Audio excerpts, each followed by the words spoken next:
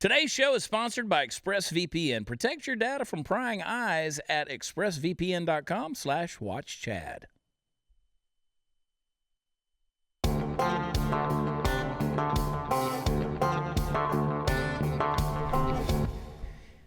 Hey, it is party time, Mom. Welcome to another episode of the Chad Prather Show. We're here in the mothership, which is Studio 22. It is Monday all day long, all night long. It is Monday until it's not Monday anymore. Hot news, Natalie, and then it becomes Tuesday. Boy, howdy, I'm excited. It's going to be a big week. Who knows what the world can throw at us? Who knows what's coming, Natalie? I don't know. You don't know. Life is one big old mystery, but I will tell you what I do know. Texas, our home, center of the universe, the Lone Star State, open for business. Life is beginning to creep back to normal just a little bit. What happens to the woke left that's pushing for lockdown orders to remain in place for people to stay in their home, not return to work, and boycott their bills? Well, here's the thing. You got these May Day protests all over the country that have been just kicked off all weekend long, and workers are going out to the picket lines. They stayed home in an effort to call for safer work environments and better protection while working during the pandemic. This is going to be an uphill battle, folks, because people are just absolutely in fear for their lives. I mean, it's just crazy, the stuff that's going on. We're going to talk about that some today.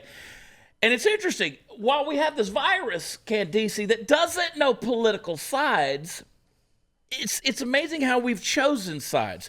The Democrats, for instance, have the American people right where they want them, in the government pocket. And we're seeing that more and more. This poses a danger for the upcoming elections, as those now on unemployment have voiced their apprehension to return to work. There's even campaigns now to saying boycott work, don't go back to work. Well, that's problematic. We're going to dive into all of that today. Plus, we're going to be sitting down with BlazeTV's own Dave Rubin to discuss the release of his first book, Don't Burn This Book. So it's going to be an exciting episode this afternoon, tonight, wherever your time zone may be. Hey, listen, when your life is in chaos, your home is your safe haven. We know that your most important asset, but do you own it? Don't be so sure. Imagine getting evicted for non-payment of a loan that you never even took out. It's happening to people. It's happening everywhere, in fact. It's called home title theft, and the FBI calls it one of the fastest growing crimes. It's why I urge you to get Home Title Lock. Your home's legal title, it's kept online, and thieves know it. They're going to forge your signature on your home title, and that's it. They legally own your home, and they'll take loans out on it. Bank doesn't cover that. Neither does your insurance. The only way I know to avoid this nightmare and possible eviction from your own home is with Home Title Lock. So go to HomeTitleLock.com, register your address to see if you're already a victim. You can use code CHAD for a 30 free days of protection to help you get through this crisis. Again, enter CHAD at HomeTitleLock.com, HomeTitleLock.com. Go there today.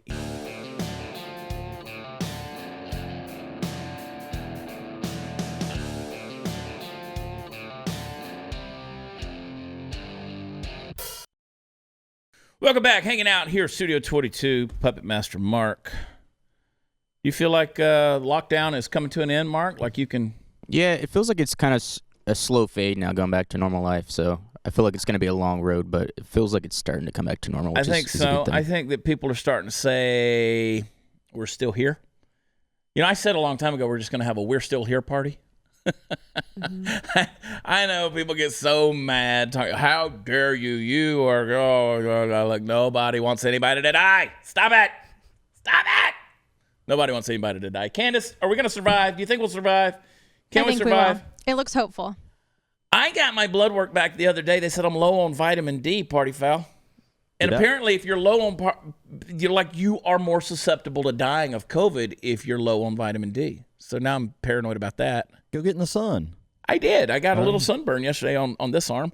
And I got on Amazon.com and I have some 5,000 IU vitamin D coming. It's overnighting it. It costs more to overnight it than it did to buy the vitamins. But why Amazon? Because you know why? Because a lot of places are out of vitamin D. Weird deal. So get your vitamin D, people. See, you've been gassing up on vitamin C. Yeah, but that emergency also has vitamin D, B12, a bunch of other stuff. Yeah. So I think I'm good. I think I'm good too. I think beer has vitamin D in it, so I've drank a lot of that. Probably. I've been taking a lot of vitamin D. It's official. I have hit my quarantine 15, Candace. There it is. I gave myself 15 pounds to gain. I gained it, and now it's time to lose it. All right. So here we go, folks. Here we go, world. I'm going back to the old me. Are you starting today? Like, are you going to start today? I guess. I don't know. Well, then no, you're not. I'm going to lose it. I mean, am I on a timer here? No, I just meant, when are you going to start the diet? I'm not going to go on a diet. I'm just going to stop doing some of the things I've been doing. Only in America that we can go into quarantine and everybody gains the weight. Everybody I know has gained weight during this, except maybe Natalie. She said she lost weight. So people, I've had to start sitting up in these chairs. These chairs, you just naturally want to slouch down in them. And the other day I was watching an episode and everybody was talking about, oh my God, you've gotten fat. I'm like, not since the other day's episode. I mean, It's been a process, right? And like an hour ago. Yeah, like an hour ago. Boom. And I just slouched down thinking, people are like, oh my God, you're fat. Yeah. Well, I mean, it's nothing new. Nothing new. But anyway, I posted on social media, on Twitter on Saturday, the CDC came out with a report that said that according to the death certificates now, only 37,000 people have died from coronavirus. Now, that got people up in arms because the headline all week long was more people have now died in America from COVID virus than died in the Vietnam War, more Americans at least. And of course, that number being about 64,000 and some change, 65,000 if we're going to round up. It takes them about a week to 8 weeks, usually about 6 weeks, to do a death certificate to determine that it's a death by COVID, right? Or something else. So we're not talking about COVID related, because if you get in a car wreck and you test positive for COVID, then they're listing you as a COVID death. Okay. And that's not valid and that's not good, but that's what they're doing in many cases, various places. If you die of a heart attack and you had COVID, well, then you didn't die of a heart attack, you died of COVID. Well, aren't some of these hospitals getting kickbacks for COVID deaths? No, they are 100%. Yeah. Yeah. They're not sort of getting them. They are 100%. It is a moneymaker.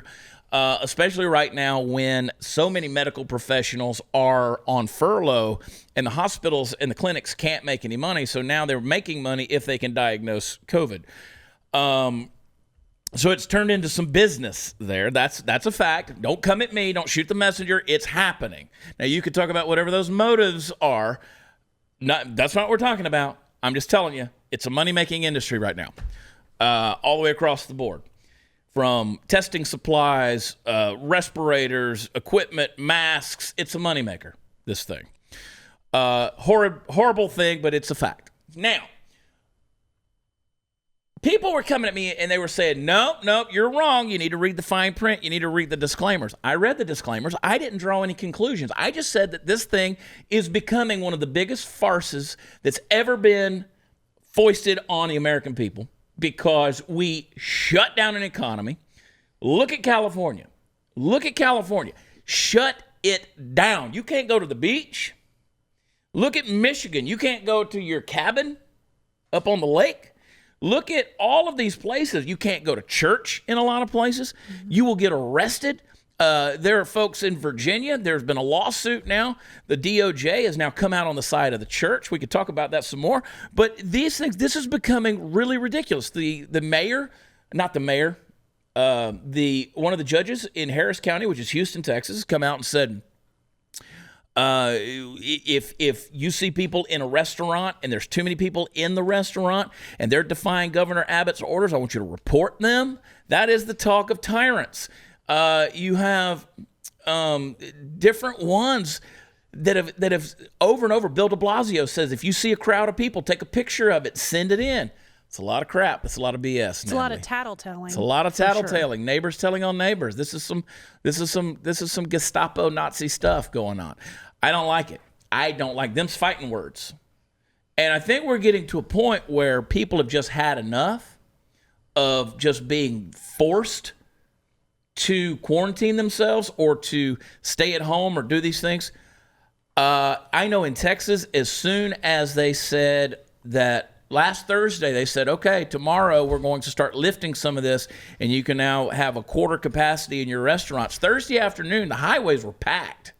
It was like driving home. It was like old times, Steve. Yeah. When I was driving home from the studio Thursday, it was like old times, man, because there were traffic jams, and it was, heavy Exciting. flow and all that stuff. And I was like, hey, people, they're coming out. Never been so excited to be in a traffic jam. Now, that being said, I'm not running out to restaurants. I don't have a desire to. Like, I don't want to go wait in line to eat nachos. I went to a nail salon. You did. Look at your nails. Look at them. I mean, you could have done that yourself, Natalie. No. You would have made a mess, huh? Yes. You went to a big party Friday night, too. Yeah? I did go to a party. Did you go to on his Friday house? night. I did. How many people were at your house, Steve? I'm not going to say, but there was Do we more need to than what was report? you can report. None of my neighbors did. Okay. I've done it every Friday night during this whole thing. I'm thinking we might need to report Steve's house. Report me. I was not there. It's the same. It's the same. I was didn't even there. get invited. Yes, you did. No, I Yes, didn't. I you've don't want to been talk about it. invited I don't want to talk 5-6 about it. Nope, times. I wasn't Yeah. invited. I wasn't invited. I have nothing to do with anybody named Steve Powell. Yeah. Nobody.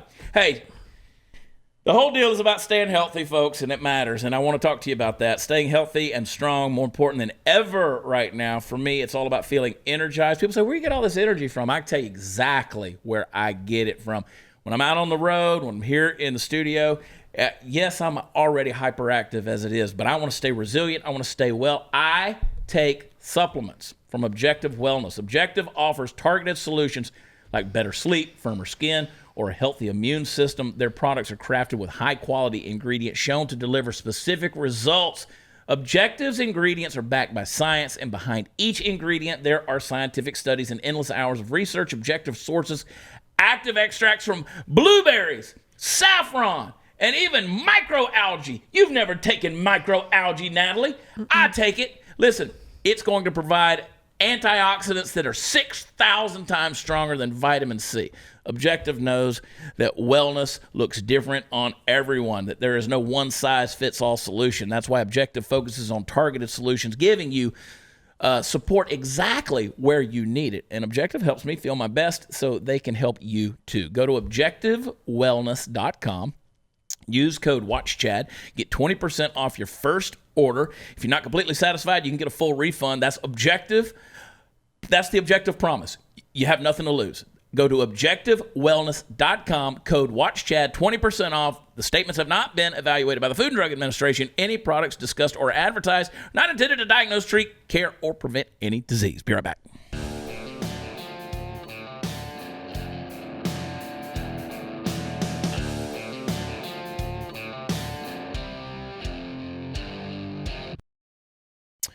Hey, coming up in the next block, we're going to be talking with our good friend Dave Rubin. He's got a brand new book out called Don't Burn This Book. It's phenomenal. I read it over the weekend and anxious to talk to him about that. But it goes, a lot of what he's talking about in the book. And, of course, if you listen to Dave, you'll hear a lot of the same things that we're saying in terms of this lockdown craziness and nonsense. Let me just remind everybody, for those of you who are saying, yeah, but you got to stay quarantined or you got to stay at home and all this thing because it's best for your physical well-being. Let me remind everybody that your physical well-being is not the only well-being that you have. Amen. There's mental well-being. Emotional. There's spiritual well-being. There's emotional well-being. I am an extroverted person. Steve's an extroverted person. You're an extroverted person. Yes. I need people to be energized. That is just a psychological fact. It's that way. I'm an extrovert. You keep me alone for too long. That's why you just say it ain't going to work. It ain't going to work. I have to deal with clinical depression. I have to deal with, I take medication for it. These are aspects of my life that are real. People who know me, they know this. I've never made it a secret. So when you keep saying, well, you just got to isolate, you got to isolate, you got to isolate. I feel so bad for my mother. My mother has gotten more and more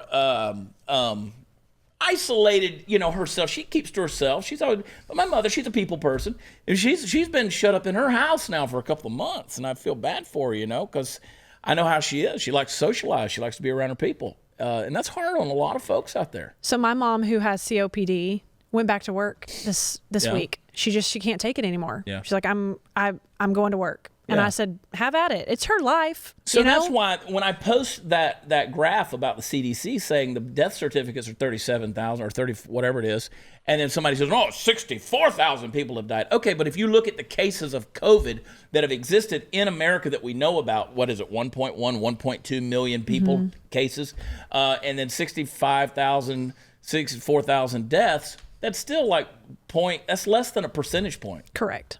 You're talking 0.06. You're talking if you take 330 million people in America and you do that, I mean, you're talking like 0.00019. I mean, that's a very small percentage.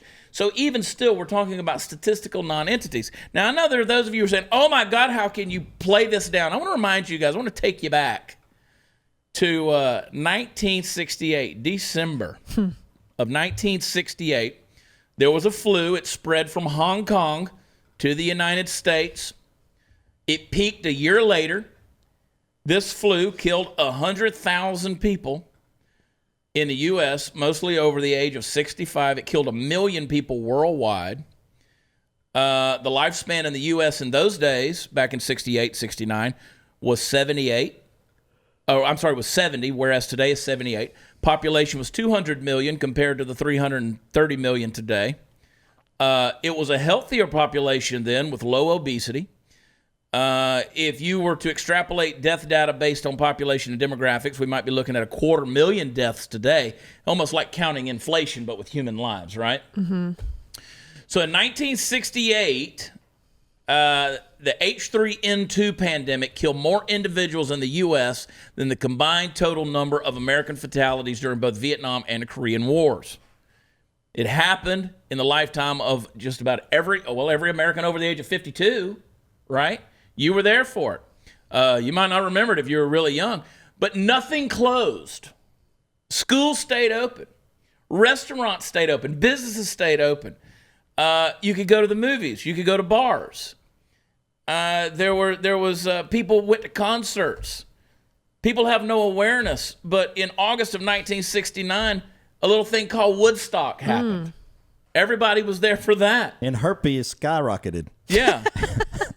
So did you know that Woodstock was actually planned for January of 69? Didn't happen until August of 69. It was planned during the worst period of death. So this thing actually occurred during deadly American flu pandemic that peaked globally 6 months later. There was no thought given to the virus like it was today. So, stock markets didn't crash. There was no legislation passed. There was no Federal Reserve, printing more money. There was no bailouts. There was no, there was no stipends that were being sent out. Not a single governor acted to enforce social distancing, curve flattening, even though hundreds of thousands of people were hospitalized. There was no banning of crowds.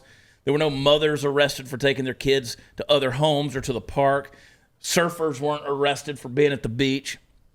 So, daycares weren't shut down, even though there were more infant deaths with this virus than the one we're experiencing right now. There were no suicides to be reported. There were no unemployment, no drug overdoses. Media talked about the pandemic. I'm sitting here looking at a New York Times story. It's called the Hong Kong flu. That must have been racist. Oh, that's racist. Hong Kong flu attacks thousands here swiftly. That was the New York Times, December 11th, 1968.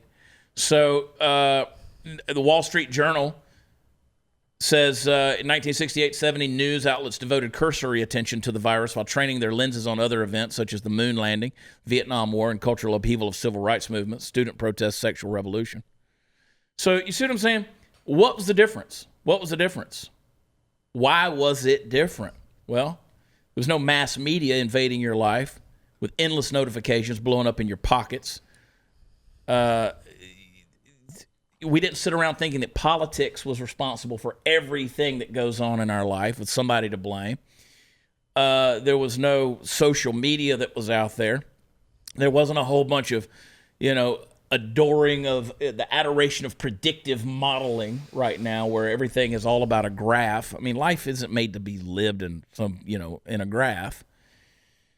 Everybody's scared to death, We're worried about racism. We're worried about identifying things improperly because somebody might be offended by it. We've said this 1,000 times. We've actually said this since day one. We're now at, 30 million filed for unemployment? Mm-hmm. This, you guys, a lot bigger problems than the coronavirus. Yeah. I mean, the impact this is going to have over the next several years is dramatic. There it is. I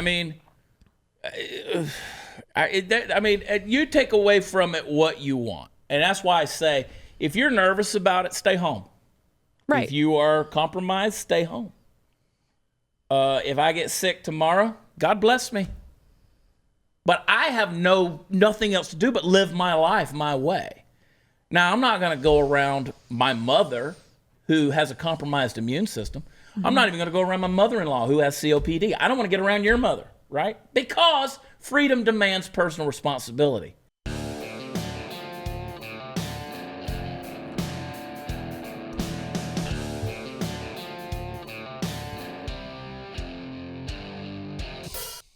Hey, technology's improved just about everything. Phones, cars, shopping, yet mattresses, well, more or less, they've been the same since the invention of sleep, but we deserve better. You deserve better. Finally, the mattress has evolved thanks to Purple. The secret to Purple is the Purple Grid. It's patented comfort technology that instantly adapts to your body's natural shape and sleep style. Purple is for everybody. No matter how you sleep, Purple is designed with over 2,800 open air channels and naturally temperature neutral gel. You'll never sleep too hot, never too cold. The Purple mattress is soft where you want it, firm where you need it, and comfortably cool all over. It's truly a mattress that does it all. And you can count on resting easy night after night, year after year, because the ultra-durable Purple Grid won't sink or lose shape. Purple is so confident in what they do that every Purple mattress comes with a free shipping and return at a risk-free 100-night trial. You can experience the next evolution of sleep. Go to purple.com/watchchad. Use promo code WatchChad. And for a limited time, you'll get $150 off any Purple mattress order of $1,500 or more. That's purple.com/watchchad. Promo code WatchChad for $150 off any mattress order of $1,500 or more. Terms apply.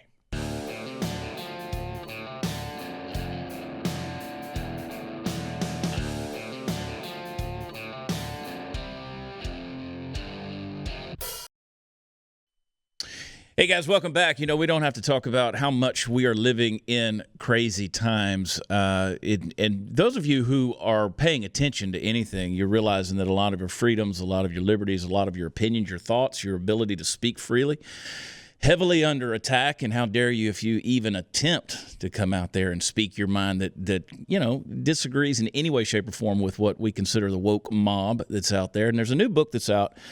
It's a fantastic book. I read it over the weekend by our good friend Dave Rubin. It's called Don't Burn This Book, and it's one you want to get. It just came out just in the past week, and the thing is killing it right now, and I'm recommending it to everybody. So joining us right now, of course, is the host of the Rubin Report, our good friend Dave Rubin. Dave, how's everything in sunny Southern California, buddy?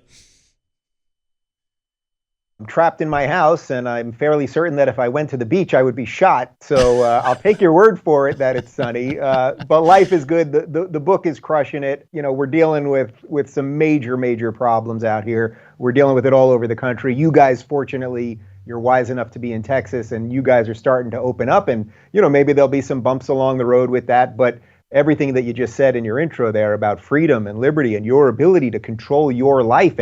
And by the way, life is about risk. Take a little risk in life. That's what America is all about. That's a beautiful thing that you guys are doing quite well right now in Texas and in a few of the other southern states. And unfortunately, in the big lefty states, and I happen to be in one of them, at least for now, here in California, we're just not doing it well. Yeah, and you know, I was reading on Twitter yesterday. Of course, it was on Twitter. What are you doing on Twitter? What are you doing to yourself? Dave? Do you ever fall into the trap of reading the comments, or do you just skip right on past them? You know, I used to read them a lot more because sometimes you actually can glean something interesting, right? Yeah. I mean, people do have some thoughts that you don't have, and the only way you can map your reality is to hear what other people think. Unfortunately, big tech has just been inundated by trolls and coordinated campaigns and bots and the rest of it. So I try not to look at the mentions or the comments that much anymore, which is unfortunate because, it's like guys like us, it's like we do a show because we love people, right? You love your audience. You want to communicate with your audience. And that's partly, by the way, why I think that smaller gated communities are going to be the future of the internet. It's why I wanted to partner with the Blaze in the first place. You guys, I would say we have some protections by being with the infrastructure of the Blaze and uniting for whatever our political differences are. We have some protections by being on something that's outside of YouTube, because that whole game is just being manipulated. It's like watching a basketball game and pretending that the score is fair at the end, and then you find out that actually one team got 3 points for every 2-pointer that they took. I mean, that's the game that we're all playing. Yeah, I was on there yesterday, and one of the judges there in Harris County, which of course is Houston, Texas, said, we want to make sure if there's anything over capacity at a restaurant, we want that reported. If there's anybody that's going against Governor Abbott's orders, we want to make sure that is, basically we need some tattletales out there and that kind of thing. I mean, like that's one of those welcome to the revolution kind of statements to me. That really pisses me off.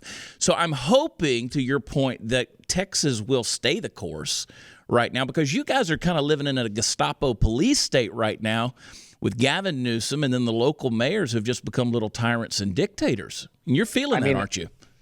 I'm here in LA. I've got a progressive mayor, Eric Garcetti, who's quite literally telling us to tattletale on each other. And, if you snitch, you might get a reward. Now, that's not to say, obviously, that we should social distance still, and that, if you got to wear a mask and the rest of it. But we have to start opening up. We have decimated virtually every small business. Mm-hmm. Why is it that right now you can go into Target? So Target's allowed to be open, but the small business next door that maybe sells some of the same products as Target, they can't be open. Why are they not allowed to set their own rules and say, well, normally we'd have 20 customers in here at once. Today we're only going to have 8.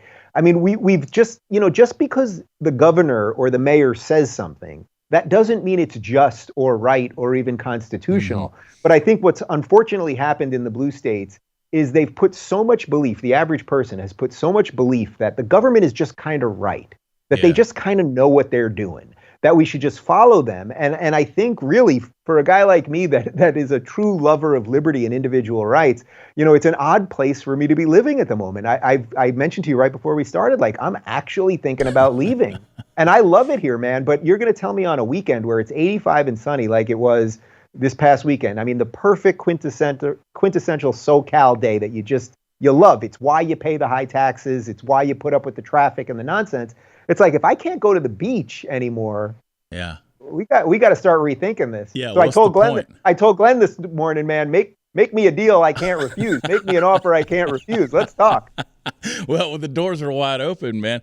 I'll tell you something. You guys, everybody on the planet needs to be familiar with Dave Rubin. And if you're not, listen, not only has the guy who's a handsome gentleman who's made me question my own sexuality. Come on now. I want to tell you, you're a free thinker. And I appreciate that about you, because you're one of those guys who encourages people to think for themselves. An art, a skill that has been lost in this day and age. Don't Burn This Book is a phenomenal treatise, if you will, of just a simple way of saying, look, think for yourself. You're going to get attacked for it, but here's the deal. You dedicated the book to Ben Affleck. I was reading the book, and I went past it, and I said, what the hell did I just see? And I scrolled back, and then as you read into it, you start to understand it. Why Ben Affleck? Yeah, so I had a lot of people screenshotting that dedication, and because a lot of people got it, and then a lot of people were very confused about it. So first off, let's be very clear. I don't know Ben Affleck personally. Yeah. I've never met Ben Affleck. I don't particularly think he's a good Batman. Let's put that aside. The reason that I dedicated it to Ben Affleck was there's a very famous moment where this is about 5 years ago now. Ben Affleck was on Real Time with Bill Maher, and he was on the panel side. And when you're on the panel side, you're one of the 3 people. You're debating the hot topics. And then Sam Harris, who is a neuroscientist, who mostly writes about mindful meditation now, who I did not even know at the time. He's since become a good friend of mine, and I've had him on the show many times. But it was the first time I'd ever seen him speak. He comes on Real Time to talk about his new book called Waking Up, A Guide to Spirituality Without Religion. And Sam is known as being sort of one of the most outspoken kind of lefty atheists that there are. So here, him and Maher, and they're talking about something that we all know to be true, a very simple concept that you have to be able to separate ideas from people, meaning you should be able to criticize any set of ideas, but you wouldn't want to be bigoted towards people. So in other words, you could criticize the Old Testament, an idea in the Old Testament. That wouldn't mean that you would hate all Jews. You could criticize an idea in the New Testament. It wouldn't mean that you hate all Christians. And you could criticize an idea in the Quran. That wouldn't mean you hate all Muslims. Now, everyone knows this to be true. If you criticized the Democratic Party platform or the Republican Party platform, that doesn't mean you hate all Democrats or Republicans. Ideas are made to be criticized. That's the very essence of what an idea is. That's how good ideas bubble up. Anyway, they were discussing that very concept, mostly related to Islam. And Affleck turned to Maher and to Harris and called them gross and racist. And he did it the way lefties behave. He was red in the face, he was angry and boisterous and yelling at them and sweating and the whole thing. And what was interesting about it was I had been, as a lefty at the time, I was on the Young Turks Network, I had been thinking that there was something wrong with the left for about a year. I had been thinking, this doesn't make sense. It can't be that everyone we disagree with is a racist and a bigot, and we're just so morally right. And there are moments in life where you have a thought for like a year or a certain period of time, and then suddenly something happens right in front of your eyes that you go, bam, that's it. That is it. And that's what happened to me. I saw him do the thing that we had all been doing from the left. And it was so obvious. And not only was it so obvious, but Bill Maher has been the standard bearer of the left in America. There is no more outspoken liberal in America in the last 30 years than Bill Maher. But suddenly, because he said one thing that A-list Ben Affleck doesn't like, suddenly he's gross and racist. And then just to wrap it up, what I saw over the next couple of weeks were suddenly everybody who would love Bill Maher and Sam Harris on any other day, suddenly every article in BuzzFeed and everywhere else is calling them racist. And I thought, well, this must be what we've been doing to conservatives this whole time. They didn't say anything racist, beyond the fact that a religion is not a race, but we could put that aside. I mean, there was nothing racist there, but it was just, someone says something, and then once you have that label attached to you, man, that's the scarlet letter, and you got to live with it for the rest of your life. And what I try to do in the book is show people you can beat that machine. Yeah. And so in that regard, I mean, he sort of became the straw that broke the camel's back, because I remember that interview, and it was almost like my thought was, hey, you're not really Bruce Wayne here. You're not really Batman who's coming to save the world of Islam in this situation. And we've seen that happen. Our friend Jordan Peterson, he's caught the same kind of, we've all caught it to some degree, some more than others. Jordan Peterson, who's a very, very fair-minded, fair-thinking, free-thinking, open-minded person, but yet, because he talks about gender specifics and things like that, obviously the woke mob's going to come after him and do everything they can to tar and feather him. And that's you've got something here, and I read these books on digital so I can take the screenshots of them. You said, we currently live in a time when people from the world's freest societies are afraid to speak up for fear of an outrage-fueled mob. And we talked about the Twitter comments. You've had those tweets that have gone viral. Maybe you said it a certain way, or a way you would have said it differently. Twitter had an edit button, but it doesn't. And then all of a sudden, here they come. And you're like, okay, brace yourself. I always knew when Tommy Lahren had retweeted me, because holy shit, here it comes. What I'm saying? Yep, so, here it comes. How does, and I would say 85, 90% of my audience that are watching this, listening to this, they've been there. How do they face that reality? Because it's here. It's not going away as I see it. Yeah, so it's a great question. I mean, that gets to the core of this book more than anything else. And there is a sad truth, but I think it is the only truth. The only way we beat this thing, Chad, you and I were public people. We can be out there. We've faced it. Sometimes it's fun, sometimes it's not. I tell the story about getting my hair cut one day, and my girl comes behind me and she says, Dave, you better look at this. She puts the mirror back there, and I was missing huge chunks of hair. Something called alopecia areata, which is only known to be stress related. So that was when I first started getting hate, and I literally lost about 40% of my hair. I was spraying on my hair to do my show. I mean, it was a horrible time in my life. But here's the thing. There's a couple of us out there, let's say a handful of people out there that are doing this publicly. But what we need more than anything else is your viewers, my viewers, the average person who's sitting there living in America in 2020, afraid to say that they're for low taxes, or they're for states' rights, or they're against the shutdown, or whatever it might be. We need them to start getting a little bit braver. And I know it's hard. I'm not being glib about this. I'm not diminishing the fear that they have, because we all know it. I had people that were invited to my wedding turn on me and tell me I'm a bigot and a racist. I mean, I've lost friends, had family issues. They never can illustrate why you're those things, but that's what leftism has become. It's become such a monolithic way of thinking that if you don't buy it, the second they buy it, then they're going to toss you out. Yeah. But genuinely, what we need more of is more people that get it. To just, if you can't get out there and say everything you think, then you need to start sharing some videos a little bit more. You need to start thumbing up things. You need to start reviewing things a little bit more. We need to counter their madness. What they prey on is our silence. They prey on our acquiescence. And the more that you think, oh, if I'm just quiet, I'll be okay. You know what you are? You're the frog in the pot. You know what happens to that frog? It doesn't work out well for the frog. No frog gets out of that slowly boiling pot. But I think that that's what most people are doing. They're just kind of being like, oh, this thing can't last forever. I'll just sit this one out. But you need to start posting more. You need to start speaking up. They can't fire us all. They can't mob us all. They can't destroy us all. And it's the only way. Because if there's only 20 of us out there that are fighting it publicly, they can pick us off. Or just exhaust us. You know what I mean? I'm sure you've been through a version of this where it's like, it starts getting really heated one day and you're just like, why am I doing this? Why am I doing this? Am I freaking Superman? I'm not Superman. So I think we just need other people to step up. And that really is the message of the book. Yeah, because at the end of the day, I look at myself. I'm a comedian. You're a comedian. I mean, we've all made a living in the world of entertainment, and then you have the people who come along and say, "Man, I liked it better when you were just telling jokes." And you think, how long can you keep your head in the sand and let this continue on without using a platform and voice to say something about what you see? But on the comedy side of this, let's not forget, man. First off, when I come to Texas next time, we should do some stand-up. We gotta do them. Let's find the biggest club in Dallas, and we'll sell it out, no problem. Let's do it. But think about stand-up in this regard. It's like Jerry Seinfeld.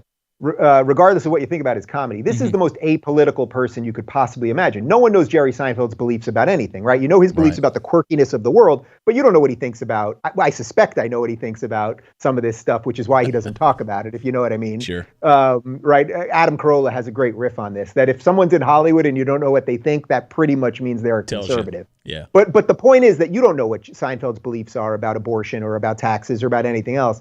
And yet he was the one that, 4 years ago, said, I'm not going to do college gigs anymore because they've become too politically correct. This is a guy who's never offended anybody. Who it would be almost impossible for him to offend anybody because he's so sort of milquetoast in that regard. And I don't even mean that as a slam to him. Sure. The show is probably the greatest sitcom ever, But the point is that if guys that aren't even political per se are like, you know what, forget this. I'm not going to do stand-up at colleges anymore. Well, then it's like, man, they've defeated comedy. And you know what happens to a society when comedy's on the outs? Right. Now we got much bigger problems. Yeah, and that's the thing. People, you can call it easily offended, thin-skinned, but, I am one of those guys. I have some pretty strong opinions when it comes to comedy in our current culture. It is in danger. That is always an indicator of a threat on free speech that's out there. It's the last bastion of being able to go out and speak your mind, but that's under attack. How does that play in with this woke mob? Are we seeing a kind of a demise of comedy, of humor, the ability to even be off the cuff? Yeah, look at some of the most ridiculous things that we have seen come out of the comedy world in the last couple of years. Family Guy, which was created by Seth MacFarlane, as you know, for 20 years made fun of everybody, blacks, gays, Jews, Muslims, Christians, everybody, all across the board, equal opportunity offender. That's a beautiful thing because that means you're all equal. We're going to take shots at everybody. This is Don Rickles, right? What did Don Rickles do back in the heyday? He'd walk on stage. There's a Chinaman, there's a black guy, there's a Jew, there's an Italian. And what that did was it made everybody feel equal. We're all part of America. But Family Guy I think it was in the last year or so, Seth MacFarlane said, we're not going to make gay jokes anymore.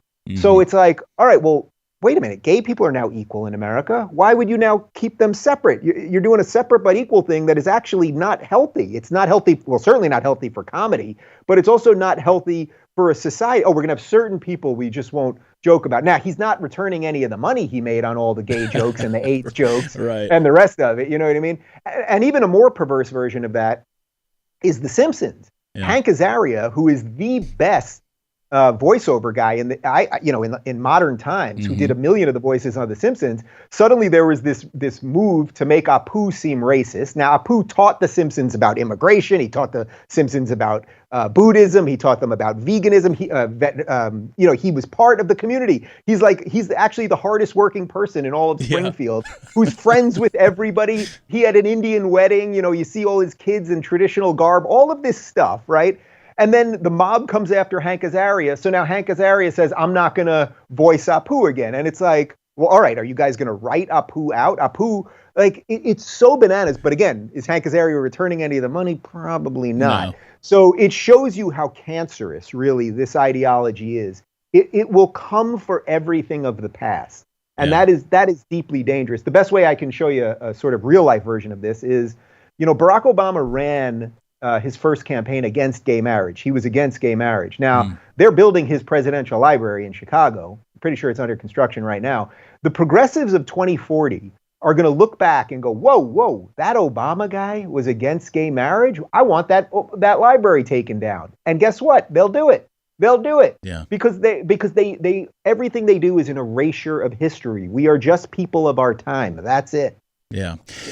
The book is called Don't Burn This Book. And Dave, one of the most liberating things you say in it, at least for me, is one of these days people are going to call you a Nazi, and it's okay. You're going to wake up to the realization you're not a Nazi, and it's okay that you got called a Nazi. And that's everybody is dealing with. I mean, it was bad enough everybody called us racists. Now everybody's going to call you, like, there's nothing worse than a Nazi. And so I love the title. I love the play on it. I encourage everybody, not only watch the Rubin Report, follow Dave Rubin on all the socials. Don't let the platforms get deplatformed and the voices be silent. And more than anything, read this book. Dave, you're a pleasure, man. Thank you, brother. And get your butt to Texas. It was a pleasure. Listen, we're gonna do some stand up there, and maybe I'll just find a house and just stay. There you know what I mean? It'll be a weekend. I'll be like, all right, that's the place. Wrap it up. It gets in your blood, man. Dave, my regards to your husband. God bless you, buddy. Stay strong out there, and we always appreciate your voice. Dave Rubin, thanks for coming on. Thanks, brother.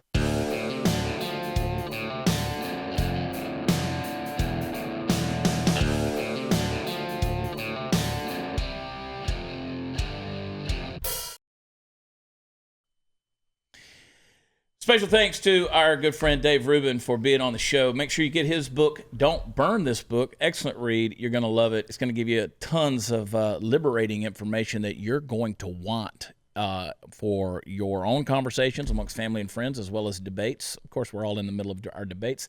And, Natalie, at the end of the day, everybody's got to be responsible for themselves, right? I mean, that is it. You have so many entities out there, from big corporations, government, to your neighbors who are watching you, who are paying attention to everything. We've talked about that. If you missed our episodes, One Nation Under Surveillance, over the last 2 weeks, go back, watch part 1, watch part 2. It's very revealing, very telling. The things that are going on in this country and also globally, it's a scary, scary deal. So make sure that you're watching, paying attention. Subscribe on YouTube. Watch us where you can, and leave us a rating and review wherever podcasts are offered. Party Foul Steve, partyfoulnation.com, and, of course, his podcast on Party Foul Nation on YouTube. Hot News Natalie is just, look at you. Just here. With your manicure and all that stuff. Look at you. Go to watchchad.com. That is where all of the fun stuff is. You know it. One of these days, Steve, we'll go back and do shows again. Who knows? I know. I'm ready. Go out there and get it. Thanks to our sponsors and to you for watching us, supporting us. We love y'all. God bless you, and we can't wait to see you again tomorrow night. Talk to you then.